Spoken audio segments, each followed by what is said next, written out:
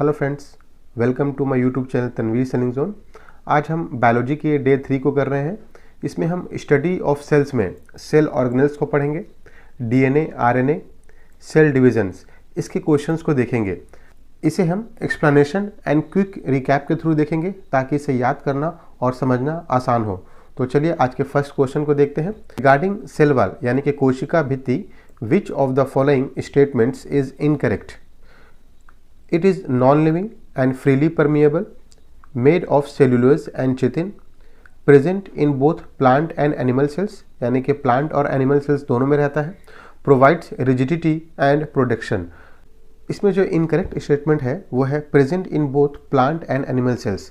Cell wall जो होता है वो absent होता है animal cells में, ये सिर्फ present होता है plant में, फंगी में एंड सम बैक्टीरिया में। जो प्लांट में होता है वो सेलुलोज का बना होता है, फंगी में ये चिटिन का बना होता है एंड बैक्टीरिया में पेप्टिडोग्लाइकन का बना होता है। जो सेल वाल होता है हमारा वो नॉन लिविंग है, फ्रीली परमिएबल है and provides rigidity, shape and protection to the cell. इसे शॉर्ट में समझते हैं। जो सेल वाल है वो प्लांट्स में होता है, fungi, bacteria and not in animals. याद रखना है कि जो सेल वाल है वो एनिमल्स में नहीं होते हैं। ये जो बना होता है प्लांट में सेलुलोज का, जो फंगी है उसमें चिथिन और जो बैक्टीरिया है इसमें पेप्टिग्लाइकोन। इसका जो फंक्शन है वो रिजिडिटी एंड प्रोटेक्शन। इन सारे पॉइंट्स को याद रखना है। नेक्स्ट क्वेश्चन है रिगार्डिंग प्लाज्मा मेम्ब्रेन यानी कि कोशिका झिल्ली, सेलेक्ट द रॉन्ग स्टेटमेंट। हमें गलत स्टेटमेंट जो है उसको बताना है। It regulates movement of molecules, it is freely permeable to all substance, found inside the cell wall in plants, forms outer covering in animal cell. Plasma membrane जो है वो फ्रीली परमिएबल नहीं होता है बल्कि सिलेक्टिव परमिएबल होता है। तो हमारा जो बी स्टेटमेंट है वो रॉन्ग है। इसके एक्सप्लेनेशन को और डीपली देखते हैं। Plasma membrane is not freely permeable, it is selective permeable. यानी कि ये सिर्फ स्पेसिफिक मॉलिक्यूल्स जैसे कि ऑक्सीजन, वाटर, न्यूट्रिएंट्स, इन सबको पास होने देता है एंड नॉट ऑल। प्लांट में ये इनसाइड द सेल वॉल होते हैं, while in animal cell it forms outer covering। इसे क्विक रिकैप के थ्रू समझते हैं। Plasma membrane selective permeable, plant में ये इनसाइड द सेल वॉल होता है जबकि एनिमल्स में ये आउटर लेयर होता है। इसका जो फंक्शन है control movements of material. Next question है which statement is wrong about mitochondria. Mitochondria के बारे में गलत कथन क्या है ये बताना है। Known as the power house of the cell, double membrane bound organelle, contains 70S ribosomes and only found in plant cells. जो माइटोकॉन्ड्रिया होता है वो प्लांट सेल्स के साथ साथ एनिमल्स में भी पाया जाता है। So D is the correct option. इसके एक्सप्लेनेशन को देखते हैं। Mitochondria are present in both plant and animal cells, not only in plants. So हमारा डी स्टेटमेंट गलत था। They are double membrane. याद रखना है कि डबल मेम्ब्रेन ऑर्गेनेल्स हैं, responsible for cellular respiration and ATP production. ये भी याद रखना है कि ये डबल मेम्ब्रेन ऑर्गेनेल्स होते हैं और जो एनर्जी को प्रोड्यूस करते हैं वो एटीपी में प्रोड्यूस करते हैं। They contain their own DNA and 70S ribosomes. इन दोनों पॉइंट्स को भी याद रखना है। Showing autonomous nature. इसको हम रिकैप के थ्रू समझते हैं। जो माइटोकॉन्ड्रिया हो गया वो power house of the cell, has own DNA and ribosomes, 70S ribosomes, present in both plant and animal cells and जो फंक्शन होता है वो एटीपी एनर्जी प्रोडक्शन करना है। जो क्विक रिकैप है इसके थ्रू आप आसानी से इसको याद कर सकते हैं। फ्रेंड्स, अगर आप चैनल में नए हैं तो चैनल को सब्सक्राइब ज़रूर कीजिए। इसमें हम डेली बायोलॉजी के क्वेश्चंस को कवर कर रहे हैं। साथ में रुक्मणी का जो टेस्ट सीरीज़ है इसे भी हम अलग से कवर कर रहे हैं, तो उसे भी ज़रूर देखिए। ये आपके प्रिपरेशन में काफ़ी हेल्पफुल रहेगा। नेक्स्ट क्वेश्चन है regarding endoplasmic reticulum, which statement is wrong. हमें गलत कथन बताना है इंडोप्लाज्मिक रेटिकुलम के लिए। Rough endoplasmic reticulum has ribosomes. Smooth endoplasmic reticulum helps in lipid and steroid synthesis. Rough endoplasmic reticulum helps in detoxification and smooth endoplasmic reticulum lacks ribosomes. जो detoxification है वो रफ एंडोप्लाज्मिक रेटिकुलम नहीं बल्कि smooth endoplasmic reticulum जो है वो help करता है। इसके एक्सप्लेनेशन को देखते हैं। जो detoxification है is done by smooth endoplasmic reticulum and not by rough endoplasmic reticulum. Rough endoplasmic reticulum has ribosomes and is responsible for protein synthesis. यानी कि जो रफ एंडोप्लाज्मिक रेटिकुलम है इनके पास राइबोसोम्स है और ये रिस्पॉन्सिबल होते हैं प्रोटीन सिंथेसिस के लिए। Smooth endoplasmic reticulum lakhs ribosomes. ये पॉइंट को याद रखना है इनके डिफरेंस को, कि जो रफ एंडोप्लाज्मिक रेटिकुलम है इनके पास राइबोसोम्स होता है, जबकि स्मूथ एंडोप्लाज्मिक रेटिकुलम जो है इनके पास राइबोसोम्स नहीं होता है। And is involve in lipid synthesis, steroid formation and detoxification. यानी कि जो डिटॉक्सिफिकेशन है ये हमारा स्मूथ एंडोप्लाज्मिक रेटिकुलम का काम है। इसको हम क्विक रिकैप के थ्रू याद कर लें। जो हमारा रफ एंडोप्लाज्मिक रेटिकुलम हो गया वो हो गया प्रोटीन सिंथेसिस विथ राइबोसोम्स होता है, और जो स्मूथ एंडोप्लाज्मिक रेटिकुलम है वो इसका काम है लिपिड सिंथेसिस, डिटॉक्सिफिकेशन, और इनके पास राइबोसोम्स नहीं होता है। यानी कि और एंडोप्लाज्मिक रेटिकुलम को अगर हम समझे तो ये है transport network of the cell, यानी कि ये ट्रांसपोर्टेशन का काम करते हैं सेल्स में। नेक्स्ट क्वेश्चन है रिगार्डिंग गोल्गी अपैरेटस, यानी कि गोल्जी निकाय। फाइंड द रॉन्ग स्टेटमेंट, हमें गलत स्टेटमेंट जो है उसको बताना है। Helps in secretion and packaging, forms lysosomes and acrosomes, produces ATP directly and known as post office of the cell. जो एटीपी प्रोडक्शन है ये हमने देखा था माइटोकॉन्ड्रिया का काम है, गोल्गी अपैरेटस का नहीं। सो हमारा जो सी ऑप्शन है वो रॉन्ग हो गया। चलिए इसके एक्सप्लेनेशन को देखते हैं। एटीपी यानी कि energy is produced by mitochondria, not Golgi apparatus.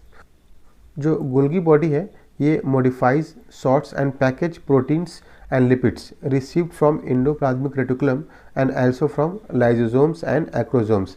यानी कि जो इनका काम है गोल्गी अपैरेटस का मेनली पैकेजिंग है। इसे हम अगर सारांश से समझे तो जो गोल्गी अपैरेटस हो गया वो post office of the cell. ये टर्म्स को याद रखना है, ये टर्म कई बार पूछा गया है कि which of the following is known as post office of the cell. तो हमारा करेक्ट ऑप्शन होगा उसमें Golgi apparatus.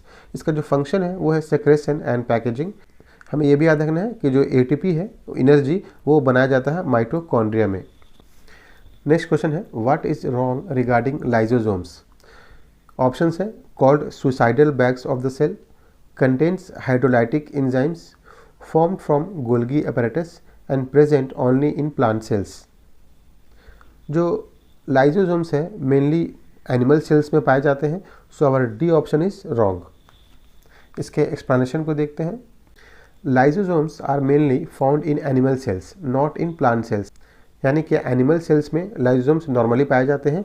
They contain digestive enzymes that breaks down worn out organelles, food particles and foreign materials. यानी कि जो इनका main काम है वो डाइजेशन है। नेक्स्ट क्वेश्चन है regarding DNA versus RNA, which statement is wrong. इसमें गलत कथन को पूछा गया है। DNA double stranded, RNA single stranded. DNA contains thymine जबकि आरएनए कंटेन्स यूरासिल। इन ऑप्शंस को ध्यान रखना है। DNA has ribose sugar and both are nucleic acids. जो हमारा करेक्ट ऑप्शन है वो है C, DNA has ribose sugar. DNA contains deoxyribose sugar, not ribose. So our C option is wrong. RNA जो है वो राइबोस शुगर रखते हैं। DNA is डबल स्टैंडर्ड, ये भी याद रखना है, कई बार पूछा गया है। Stable and self replicating, whereas RNA is single stranded and helps in protein synthesis. यानी कि हम याद रखना कि जो RNA होता है वो सिंगल स्टैंडर्ड होता है और हेल्प्स करता है प्रोटीन सिंथेसिस में। नेक्स्ट क्वेश्चन है which of the following statements about chromosomes is incorrect. हमें गलत कथन को बताना है। Chromosomes are thread like structures present in the nucleus, they are made up of DNA and proteins.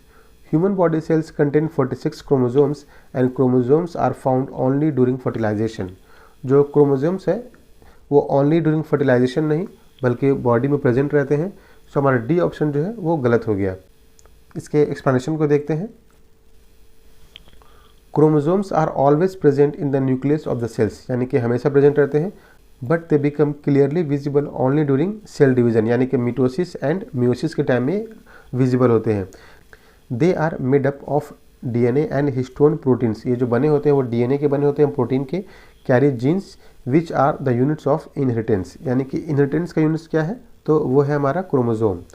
Humans have 46 यानी कि 23 pairs of chromosomes in each somatic cells. हम ये भी याद रखना है कि जो सोमैटिक सेल्स होता है ह्यूमन बॉडी का उसमें 23 पेयर्स ऑफ क्रोमोसोम्स होते हैं। नेक्स्ट क्वेश्चन देखते हैं। Which of the following statements about mitosis is incorrect. It occurs in somatic cell, it helps in growth and repair, it produces haploid cells, it produces 2 identical daughter cells। जो mitosis होता है इसमें haploid नहीं बल्कि diploid यानी कि diploid sales होते हैं और सी ऑप्शन इज़ इनकरेक्ट। इसके एक्सप्लेनेशंस को देखते हैं। मिटोसिस जो है वो सोमाटिक सेल्स में होता है, प्रोड्यूसिंग 2 आइडेंटिकल डिप्लॉइड यानी कि जो 2 डॉटर सेल्स होते हैं वो प्रोड्यूस होते हैं। It helps in growth, repair and replacement of worn out sales. यानी कि जो मिटोसिस होता है, हमें याद रखना है पॉइंट्स में, ये सोमैटिक सेल्स में होता है, ये डिप्लॉइड होता है और इसका जो फंक्शन होता है ग्रोथ, रिपेयर एंड रिप्लेसमेंट में। मियोसिस जो है वो हेप्लॉइड गेमेट्स होते हैं स्पर्म्स एंड एग सेल्स में। नेक्स्ट क्वेश्चन है which of the following statement about meiosis is incorrect. अभी हमने मिटोसिस को देखा था, अब हम देख रहे हैं मियोसिस को। Occurs in reproductive cells, produces 4 haploid cells. अभी हमने देखा था maintain chromosomes number constant in species, occurs in body somatic cells. अभी हमने देखा था कि जो सोमैटिक सेल्स में होता है वो होता है हमारा mitosis, not meiosis. So D is the wrong option. इसके एक्सप्लेनेशन को देखते हैं। Meiosis occurs only in reproductive cells to form gametes that is sperm, egg. यानी कि जो मियोसिस होता है वो रिप्रोडक्टिव सेल्स में होता है और हमने पहले भी देखा अभी कि जो मिटोसिस होता है वो सोमैटिक सेल्स में होता है और हेल्प्स करता है ग्रोथ एंड रिपेयर में। तो फ्रेंड्स आप देख रहे हैं हम स्टडी ऑफ सेल्स को पार्ट में कवर करते जा रहे हैं ताकि सारे इंपॉर्टेंट क्वेश्चंस को एक्सप्लेनेशन के साथ कवर किया जाए। अगर आपको वीडियो पसंद आ रहा हो तो चैनल को सब्सक्राइब जरूर कीजिए, अपने दोस्तों के साथ शेयर कीजिए। साथ में AEDO का जो सीरीज़ चल रहा है टेस्ट सीरीज रुक्मणी का, उसे भी ज़रूर देखिए, वो आपके प्रिपरेशन में काफ़ी हेल्पफुल होगा। नेक्स्ट वीडियो तक के लिए थैंक यू फ्रेंड्स।